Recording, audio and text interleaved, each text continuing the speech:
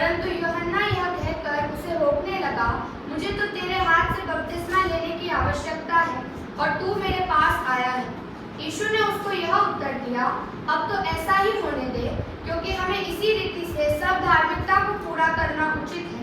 तब उसने उसकी बात मान ली और यीशु बपतिस्मा लेकर तुरंत पानी में से ऊपर आया और देखो उसके लिए आकाश खुल गया और उसने परमेश्वर की आत्मा को कबूतर के समान उतरते और अपने ऊपर आते देखा। और देखो यह आकाशवाणी हुई, यह मेरा प्रिय पुत्र है जिससे मैं अत्यंत प्रसन्न हूँ। आमीन। आमीन। इस दुनिया में खुदावंद यीशु जब सेवकाई आरंभ करते हैं वो यहाँ से शुरू करते हैं। आमीन। इसके पहले कोई आश्चर्य कर्म प्रभु ने नहीं किया है, इसके पहले कोई उपदेश प्रभु ने नहीं दिया है, इसके पहले कोई सुसमाचार किसी को नहीं सुनाया गया। फिर भी यहाँ पे एक शब्द आया है, यह मेरा प्रिय पुत्र। इसके पहले पुत्र नहीं है क्या? जन्म से पहले स्वर्गदूतों ने इस प्रकार से घोषणा किया, वह परम प्रधान का पुत्र कहलाएगा। अभी है नहीं, स्वयं वो परमेश्वर है, लेकिन जब वो देह में आया, बाइबल में लिखा जब तक उसने परमेश्वर के उद्देश्य में सहभागी नहीं हुआ तब तक उसके विषय में गवाही नहीं दी गई। यहाँ पे लिखा है यूहन्ना आकर उसे रोकने लग गया, अरे प्रभु तू तो स्वयं परमेश्वर है और तुझसे मुझे बपतिस्मा ले लेना चाहिए। क्या बोले यीशु मसीह ने? मैं दूं या आप लो या आप दो मैं लूं, ऐसा विवाद का विषय नहीं है। क्या है? तो फिर से पढ़िए 15 पद। यीशु ने उसको यह उत्तर दिया, यीशु ने उसको यह उत्तर दिया, अब तो ऐसा ही होने अब दे, तो ऐसा ही होने दीजिए। हाँ, क्योंकि हमें इसी रीति से सब धार्मिकता सारी धार्मिकता को परमेश्वर के लोगों 2000 साल पहले प्रभु यीशु मसीह आए सारी व्यवस्था की बातों को पूरा करने के लिए। आमीन। और शुरुआत इस प्रकार से कहते हैं, सब प्रकार की धार्मिकता को इस रीति से, किस रीति से? इस रीति से एक नए जन्म की शुरुआत। यूहन्ना 3 अध्याय में लिखा है, यदि कोई जल और आत्मा से जन्म ना ले तो वह परमेश्वर के राज्य को देख भी नहीं। एंट्री की बात नहीं, देख भी नहीं। इंटर होने की बात बहुत दूर हो जाती है। जब तक हम खुदावंद यीशु के वचन का पालन नहीं करते हैं तब तक हम दूसरे वचन की ओर नहीं जाते। पहला बात, यीशु मसीह ने कहा अब तो ऐसा ही होने दो, क्योंकि हमें परमेश्वर की सारी धार्मिकता इस रीति से पूरा करना, एक नई शुरुआत के साथ। आमीन। एक नए जन्म के साथ यूहन्ना ने इस प्रकार से प्रचार किया, मन फिराओ और बपतिस्मा लो, तब यीशु परमेश्वर तुम्हारे सब पापों को क्षमा करेगा। मन फिराओ क्योंकि परमेश्वर का राज्य आ गया है, और बपतिस्मा लो तब तुम क्षमा पाओगे। और लिखा है लोग भीड़ की भीड़ वहां आए, उसके ऊपर से बाद में पढ़िएगा। मरकुस रचित सुसमाचार 1 अध्याय में ध्यान से पढ़िएगा।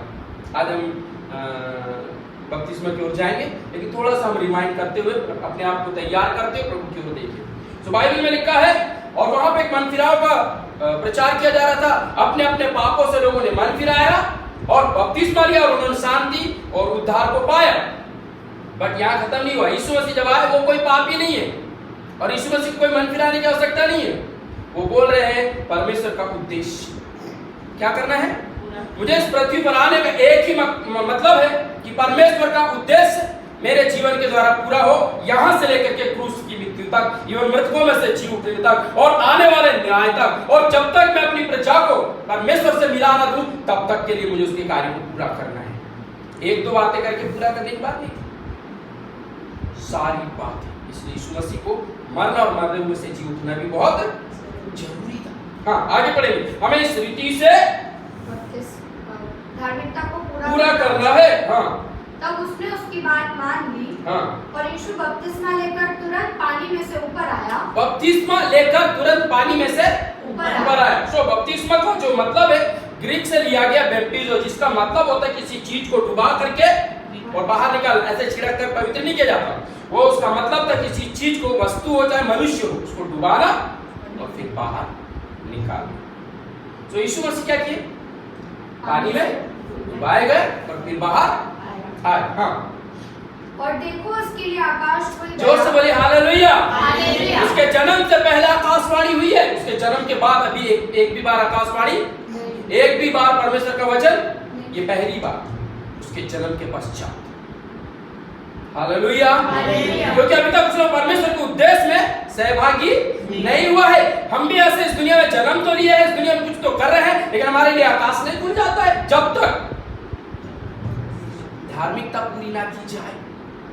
हालेलुया। हालेलुया। तो ये साधारण नहीं है, ये रीति रिवाज नहीं है, परंपरा नहीं है, ये परमेश्वर का आदेश है। मत्ती रचित सुसमाचार 28 अध्याय में लिखा है 18 पद से लेकर के 20 तक यीशु मसीह ने उनके पास आकर के कहा, देखो स्वर्ग और पृथ्वी का सारा अधिकार मुझे दिया गया, इसलिए तुम जाओ और सारी जाति के लोगों को सुसमाचार सुनाओ, और जो मन फिराए, जो विश्वास करे, उन्हें पिता, पुत्र और पवित्र आत्मा के नाम से बपतिस्मा दिया जाए, और जो बातें मैंने तुम्हें सिखाई है उन्हें भी सिखाई जाए, और देखो मैं जगत के अंत तक। यह प्रतिज्ञा तभी पूरी होती है प्रियो, जब हम परमेश्वर के आदेश का पालन करते हैं। आमीन। लिखा है उसके लिए आकाश खुल गया। 100% अभी वो मानवीय 100% वो ईश्वरीय गुण में नहीं चल रहा, केवल मानवीय रूप में चल रहा। उसे थकावट होगी, उसे भूख लगेगी, उसे जो कुछ होगा, क्योंकि वो देह में आया है, क्योंकि वो 100% परमेश्वर है। आमीन। उसने कहा मैं व्यवस्था को लोप करने, मिटाने नहीं, क्या करने आया? पूरा करने के लिए आए। आमीन। तो यहाँ से उसने शुरुआत किया, आकाश खुल गया। हाँ। और उसने परमेश्वर की आत्मा को कबूतर के समान दूसरी बात, उसने परमेश्वर के आत्मा को, पवित्र आत्मा को अपने ऊपर उतरते देखा। कबूतर की नहीं, एक फिजिकल, एक बॉडी के रूप में दिखाया गया। बोल उस समय में ऐसा होना बहुत असंभव था, लेकिन वहां पे जो कुछ हो रहा था वो केवल परमेश्वर की मर्जी के अनुसार। हाँ। और अपने ऊपर आते देखा। हाँ। और देखो यह आकाशवाणी हुई, यह मेरा प्रिय पुत्र है, यह मेरा प्रिय पुत्र है। आमीन। अभी तक नहीं गवाही दिया गया, वो कहलाएगा, वो होगा, वो मसीहा दुख उठाएगा, वो मसीहा, सब कुछ भविष्यवाणी पुराने नियम से चली आई थी, लेकिन अभी तक पूरी नहीं हुई। यहाँ से शुरुआत। हालेलुया। यूहन्ना रचित सुसमाचार इस प्रकार से कहते हैं, और वचन देहधारी हुआ। सो यीशु मसीह स्वयं परमेश्वर है, वो देह लेकर के इस दुनिया में आया धार्मिकता को पूरा करने के लिए। प्रथम बात, जैसे उसने बपतिस्मा लिया, आकाश खुल गया। सेकंड,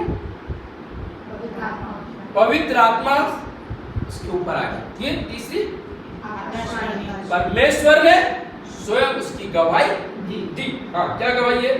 यह मेरा प्रिय पुत्र है, मेरा प्रिय पुत्र है। उसी दिन से हम उसके प्रिय पुत्र और पुत्रियां बन जाते हैं। यूहन्ना 1:12 में लिखा है, और जो कोई यीशु मसीह को स्वीकार करता है, परमेश्वर उन्हें अपनी संतान होने का